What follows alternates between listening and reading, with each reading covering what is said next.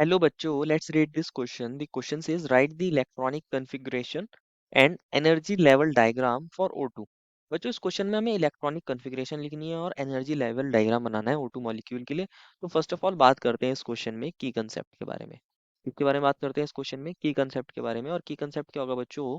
Molecular orbital diagram, molecular orbital diagram diagram for O2 molecule, for O2 molecule.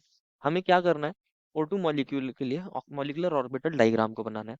और वही हमारा energy level diagram होगा, क्योंकि उसके अंदर हमारे पास हम उसके अंदर देखते हैं किस तरह इलेक्ट्रॉन्स फिल होते हैं। तो हमें क्या बताना है? Molecular orbital diagram for O2 molecule. जब हम मॉलिक्यूलर ऑर्बिटल डायग्राम को बनाएंगे O2 मॉलिक्यूल के लिए, तो उसके बेसिस पर हम बता सकते हैं कहाँ हमारे पास इलेक्ट्रॉन कौन कौन से ऑर्बिटल्स में प्रेजेंट है। तो हम इलेक्ट्रॉनिक कॉन्फ़िगरेशन को भी बता सकते हैं। तो अगर हम बात करें मॉलिक्यूलर ऑर्बिटल डायग्राम की, तो फर्स्ट ऑफ ऑल बात करते हैं O2 के अंदर।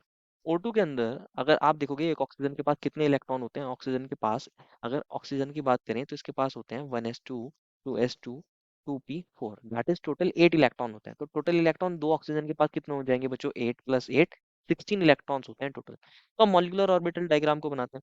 मॉलिक्यूलर ऑर्बिटल डायग्राम में क्या होता है? मान लीजिए ये एक ऑक्सीजन एटम है, ये एक ऑक्सीजन एटम है, और एक ऑक्सीजन एटम यहाँ पर होगा। ये दोनों के जो ऑर्बिटल्स होते हैं बच्चों, ये कंबाइन करते हैं और मॉलिक्यूलर ऑर्बिटल की फॉर्मेशन करते हैं। जितने एटॉमिक ऑर्बिटल्स यहाँ कंबाइन करते हैं, उतने ही मॉलिक्यूलर ऑर्बिटल्स यहाँ फॉर्म होते हैं। तो इसके पास भी 1s होता है बच्चों, और ये दूसरा ऑक्सीजन है, इसके पास भी 1s होगा। ये इंक्रीजिंग ऑर्डर ऑफ एनर्जी है। यहाँ इस तरीके से ये एनर्जी ऊपर की तरफ इंक्रीज करते हैं बच्चों। तो क्या होता है? 1s और 1s कंबाइन करके क्या फॉर्म करते हैं? एक बॉन्डिंग ऑर्बिटल की फॉर्मेशन करते हैं, जिसको बोलते हैं सिग्मा 1s। और एक फॉर्म करते हैं बच्चों, क्या ये? एंटी बॉन्डिंग ऑर्बिटल, जिसको बोलते हैं क्या? Sigma star 1s। एक बॉन्डिंग ऑर्बिटल, एक एंटी बॉन्डिंग ऑर्बिटल। सिमिलरली इस वाले ऑक्सीजन के पास भी क्या है? 2s है। और इस ऑक्सीजन के पास भी क्या है? 2s है। 2s की एनर्जी ज्यादा है, तो इसको हमने ऊपर दिखाया 1s से। अब ये दोनों भी कंबाइन करके क्या फॉर्म करते हैं? एक फॉर्म करते हैं बच्चों ये बॉन्डिंग ऑर्बिटल, जिसको बोलते हैं सिग्मा 2s। और एक फॉर्म करते हैं बच्चों ये एंटी बॉन्डिंग ऑर्बिटल, जिसको बोलते हैं सिग्मा स्टार 2s। तो दो हमारे यहाँ ऑर्बिटल्स फॉर्म हो गए, ये मॉलिक्यूलर ऑर्बिटल्स हैं। अब क्या था बच्चों? हमारे पास यहाँ पे इसके पास 2p भी होता है, और p कितने ऑर्बिटल्स होते हैं? 3 होते हैं। एक 2px होता है, एक 2py, एक 2pz। तो ये 2px, ये 2py, ये 2pz। ये फर्स्ट वाले ऑक्सीजन एटम का है।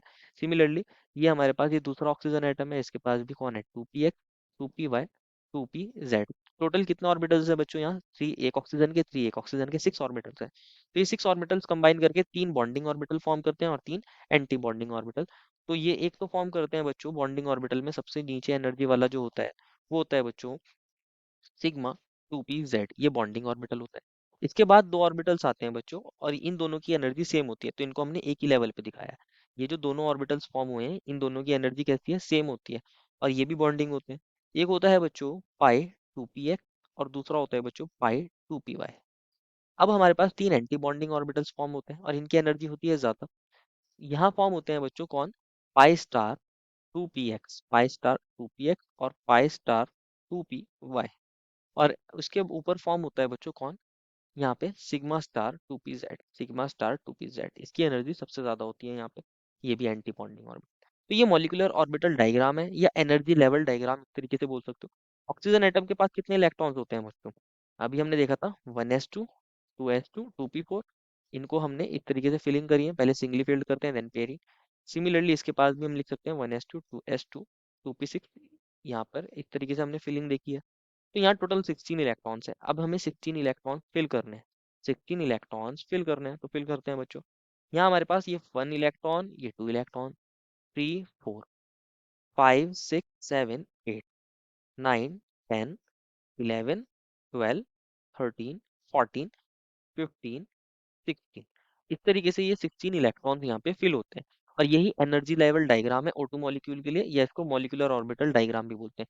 यही कौन है बच्चों? हमारे पास energy level diagram, energy level diagram, energy level diagram. या ये मॉलिक्यूलर ऑर्बिटल डायग्राम भी है हमारे पास, किसके लिए बच्चों? हमारे ऑक्सीजन मॉलिक्यूल के लिए। Molecular orbital diagram, molecular orbital diagram. अब हमने देख लिया किस तरीके से इलेक्ट्रॉन्स फिल है। तो अब इनकी हम कॉन्फ़िगरेशन लिख सकते हैं, इसमें किस तरीके से इलेक्ट्रॉन फिल है इसके बेस पर। तो हम अगर O2 मॉलिक्यूल के लिए इलेक्ट्रॉनिक कॉन्फ़िगरेशन को लिखना चाहें, बेसिकली इनके लिए इलेक्ट्रॉनिक कॉन्फ़िगरेशन को जब हम लिखते हैं तो कैसे लिखते हैं, इसको समझना है। यहाँ पर बच्चों मॉलिक्यूलर ऑर्बिटल इलेक्ट्रॉनिक कॉन्फ़िगरेशन लिखते हैं। Molecular molecular orbital electronic configuration, electronic configuration. ये मॉलिक्यूलर ऑर्बिटल में इलेक्ट्रॉन प्रेजेंट है। मॉलिक्यूलर ऑर्बिटल इलेक्ट्रॉनिक कॉन्फ़िगरेशन को अब हम देख रहे हैं। किस तरह थे बच्चों? सबसे पहले था हमारे पास सिग्मा 1s और इसमें 2 इलेक्ट्रॉन थे तो 2 लिख दिया। सिग्मा स्टार 1s और इसमें भी 2 इलेक्ट्रॉन था। सिग्मा 2s और इसमें भी 2 electrons. Then sigma star 2s और इसके अंदर भी 2 इलेक्ट्रॉन्स। देन कौन था बच्चों? हमारे पास सिग्मा 2p z और इसके अंदर 2 इलेक्ट्रॉन्स थे। देन पाई 2px पाई 2py, दोनों की एनर्जी सेम थी तो इक्वल लगा दिया और 2 इलेक्ट्रॉन दोनों के पास थे। देन कौन आया बच्चों? पाई स्टार 2p x और पाई स्टार 2py और इनके पास 1 1 इलेक्ट्रॉन थे तो हमने 1 1 इस तरीके से लिख दिया। इस तरीके से आप क्या कर सकते हो? इलेक्ट्रॉनिक कॉन्फ़िगरेशन लिख सकते हो O2 मॉलिक्यूल की। ये इलेक्ट्रॉनिक कॉन्फ़िगरेशन हो गई और इससे पहले ये एनर्जी लेवल डायग्राम हो गया। This is the final answer. I hope you understood it well and best of luck.